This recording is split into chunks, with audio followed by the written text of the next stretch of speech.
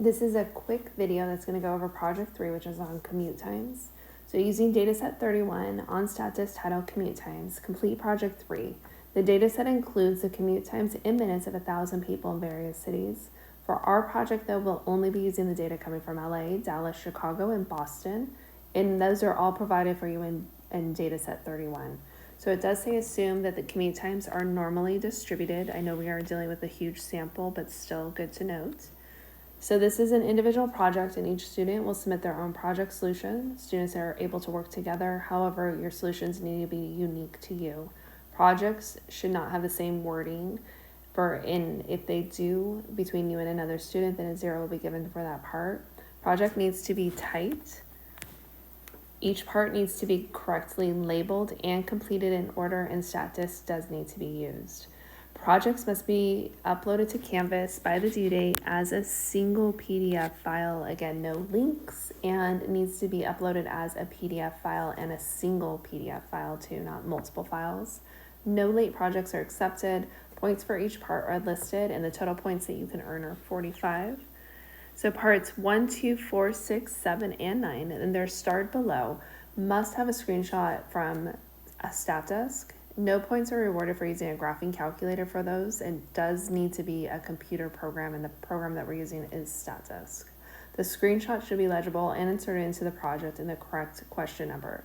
You also must provide and clearly state the specific answers. Explanations need to be written in sentences. Show work for all calculations such as z-scores and outliers. And answers do need to be rounded correctly to 3 decimal places. The objective of this project is to gain knowledge of working with a statistical computer program, and we're using StatDisk. So number 1 is start. It says to find the mean and the standard deviation of the commute times in minutes of 1,000 people living in Los Angeles. Make sure to note the city that we're talking about so you pull the correct data. We've done this already in the past few projects, and so this hopefully is a nice way to start off with project number 3. Number 2, using StatDisk also, but it says use the data, find a 92% confidence interval of the mean commute time in minutes of 1,000 people in Dallas. So make sure to notice that number 2 is in Dallas. It also does say to interpret your results. So if you're not sure how to do that, look back at your confidence interval notes, which is in chapter 7 for any help. Number 3 says what needs to be verified to conduct the hypothesis test to determine the mean commute time in minutes of 1,000 people in Los Angeles if it's less than 30 minutes. So in order to do this, you need to go back and look at your notes. Notice this is not from StatDisk. These are those requirements that you had to verify before you can actually conduct the test. And so there's a few things that we do need to check. Make sure you find your notes and correctly state those. Number 4 is with StatDisk. This one says using the data, test the claim using the p-value method that the mean commute time in minutes of 1,000 people in LA is more than 30 minutes at a 5% significance level. It does also tell you guys to make sure to include your null and alternative hypotheses, conduct your test, and state your conclusion as we do in our class notes. So we'll look at that momentarily on how to do this with StatDisk. Number 5 are the requirements needing to verify and conduct a hypothesis test involving the mean commute time in Chicago and Boston. So this time we have 2 cities. So this is going to be coming from chapter 9 notes. And again, these are those requirements that you have to verify in order to conduct your test. So definitely look back at your notes. Number 6, we do need to use StatDisk. It says to test the claim using the p-value method that the mean commute time of 1,000 people in Chicago is more than the mean commute time of 1,000 people in Boston, Massachusetts at the 10% significance level. So this time we have 2 sets of data. So again, a chapter 9 problem. It does say mean still, but it does say make sure to include. So make sure to include the null and alternative hypotheses, your testing, and writing your conclusion as we do in our class notes. 7 says using the class data, test the claim. This time it says using the confidence interval method. So a little different than the other parts. That the mean commute time in minutes of 1,000 people in Chicago is different than the mean commute time of the 1,000 people in Boston at a 5% significance level. Again, it does say to make sure to include null and alternative hypotheses, clearly state what you can conclude from this test and your conclusion as done in our class notes. This is a chapter 9 problem, so you need to go back and look at the confidence interval method and how to actually use this when you're doing these problems. Number 8 is not with StatDisk, and this says, what city do you live in and what's your commute time to get to Mount SAC in minutes? So make sure you put it down in minutes.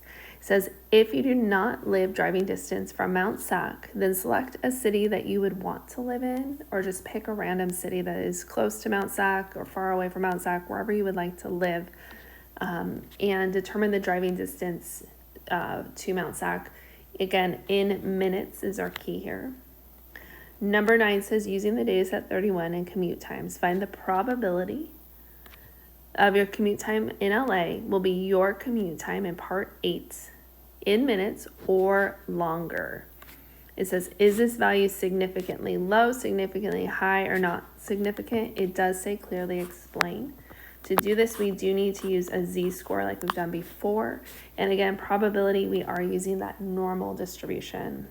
Right below this, it does show us how to get the data in on StatDisk, so something for you to reference. I'm going to go ahead and show us right now on our video. So I'm going to open up StatDisk.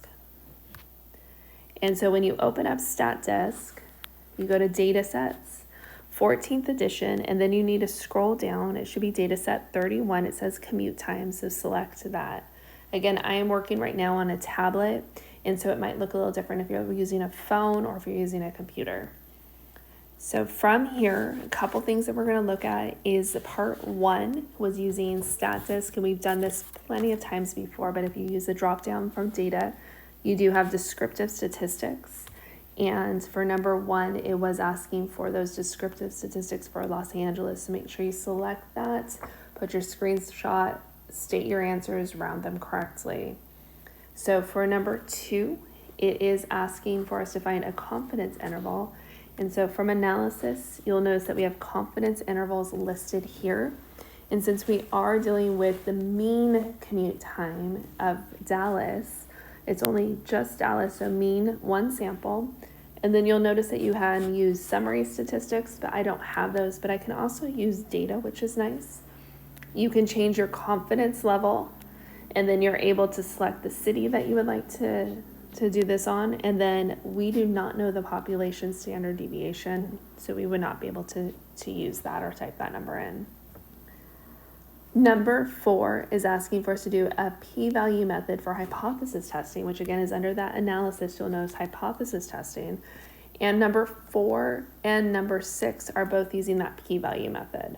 So for hypothesis testing, you either are going to have a 1 mean sample or a 2 independent samples, since those cities are different from one another. And so again, if I select the 2 independent, which is like our number 6, the 1 for number 4, you can use data. There is a drop down here to select your alternative hypothesis, either not equal to, greater than, or less than. And then you're able to select your significance level, and then you can select your 2 different cities that we have. Again, be careful when you put in your alternative hypotheses. You do also want to make sure you leave it as unequal variances. It says recommended, and then you would select to evaluate.